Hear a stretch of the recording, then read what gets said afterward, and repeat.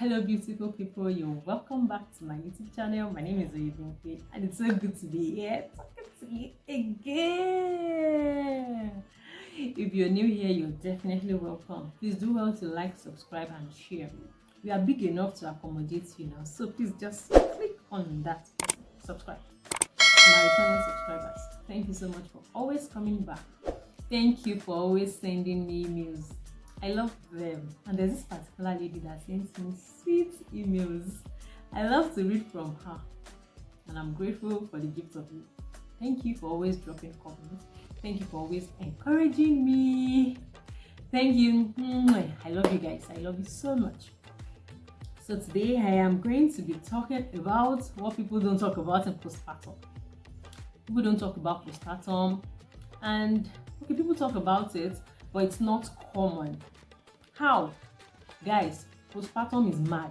Like, you see those 39 weeks or 37 weeks, 38 weeks, 40 weeks that used to carry that pregnancy. It's okay, because you can predict what might probably happen. But after delivery, you cannot predict what can happen. And it's crazy. It's mad. Oh mad gone. Oh mad gone. Like, okay, let me just share my own experience. I understand that every other people have their own experience and you might just drop yours in the comment section and I'd love to read from you. So my first one was breastfeeding. How can I want to breastfeed and I'm crying? Please tell me. Like, I want to put my baby to suck my breast and it feels like heaven. No, it's not heaven because heaven is sweet. Feeling is mad. I still remember it like yesterday. Okay, so in the hospital they already taught us how to clean our breast and all of that before we put to bed, and I've been doing that. And before that time I'd even been seeing breast milk. I was very excited that my baby will suck when my baby comes, and I did not know that the thing is going to be mad. Guys, for the first 2 weeks I was putting my baby to suck the breast and I was crying. Now you know this thing in Yoruba culture, they say don't allow your tears to drop on the baby. So how do I express myself? So I should just be keeping it inside, be doing the good mom thing and not be able to express myself. I cried though. I cried. And the thing is, I was asking people and they said, don't worry, it will get better. It will get better. Yeah, actually it got better, but I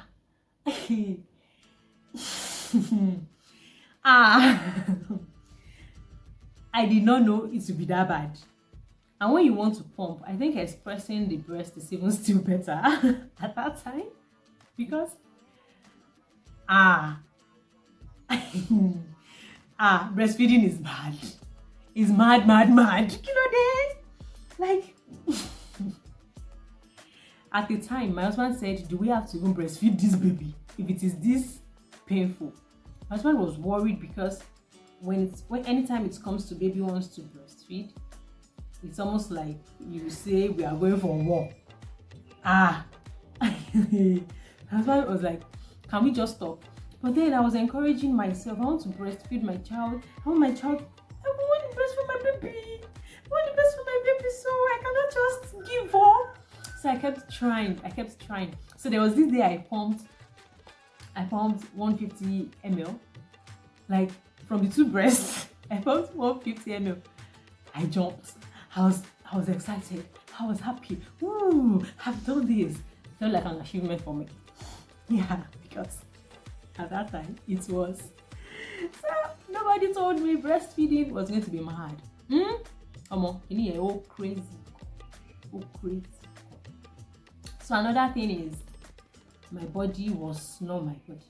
So anytime I had my bath, I had rashes. Like I would be scratching my body. And there was literally nothing anybody could do about it because it was just the body doing its thing. So what I now did at that time was, when I want to bath, anytime I want to bath, I put oil in the water, then I bath. But even at that, it didn't work. I'll be scratching. Let me show you. I don't know if you people can still see the rash on my body. I'm still, I don't know. That's still some of the rash on my body, because at that time, even my legs, my back, the only place the rash didn't come on my face, and I was like, why? But then rashes after bathing, then I'll scratch my body. So I think it was not even the rash, it was scratching the body that caused the rash. Yeah. So whenever water touches my body at that time, I just scratch, and the scratch now comes out with rashes. So, but now we are over it. So another thing is episiotomy pain. How do I put it? So pain from the tear. I remembered the time I put to bed, and I had two of my friends. One was Agnes, Omowumi, and Yomi, Debbie. She said I call her Debbie. So two of them, when they called, they were like, don't sit on hot water, don't do this, because that's the normal thing now. Yoruba, they will say sit on hot water. So they were advising me. Agnes was sharing her experience that it was God that saved her, that the place didn't open again and all of that. And I told them that if the place open again, I'll not go to the hospital, because what my eyes saw the time they were stitching me up, my mouth cannot say it. If you have watched my delivery story, you will understand what I'm saying. Those people stitched me, So I was still telling them that even if it happened, I'm not going back. I'm not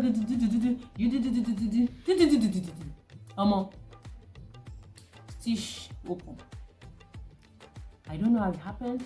Stitch opened. First time they stitched it back. And you know how that pain can be.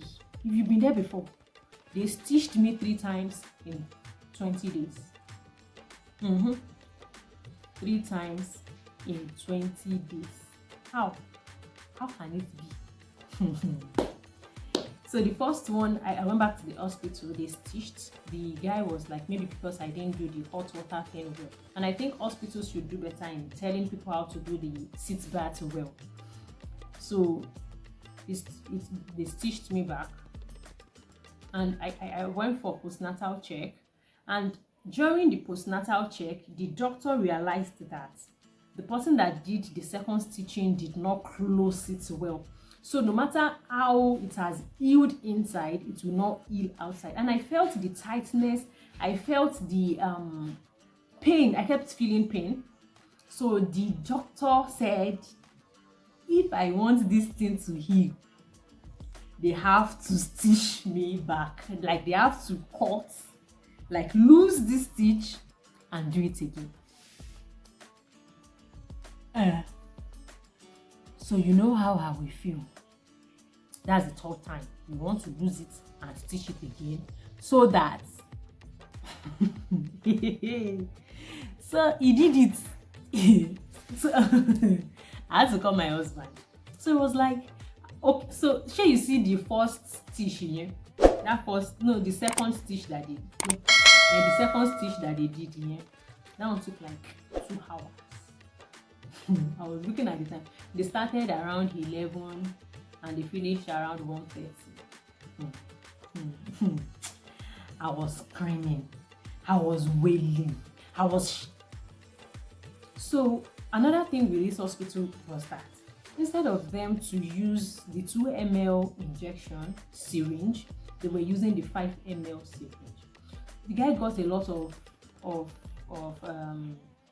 pain suppressant and all of that, but I was still feeling it. I was weeping, I was crying. Nobody told me that this thing can tear and you have to go back to do it again. So after it's stitched and everything, I now went back for postnatal check. The consultant now says that they did not close up very well. So even if it heals, it will not heal properly. You now say you have to do it again. So this one now said, hey, they will give me something. I called my husband immediately because that day I didn't go with my husband, I didn't go with my mom. I just felt it was a normal postnatal thing and I would go and come back. I cried. I did not cry. I wailed in that consultant's office. He was just feeling for me. He was like, how? He said, a general hospital happened to you. And the annoying part was that he had our NHIs in a private hospital, but because we felt the general hospital would have more hands, that was why we decided to go use.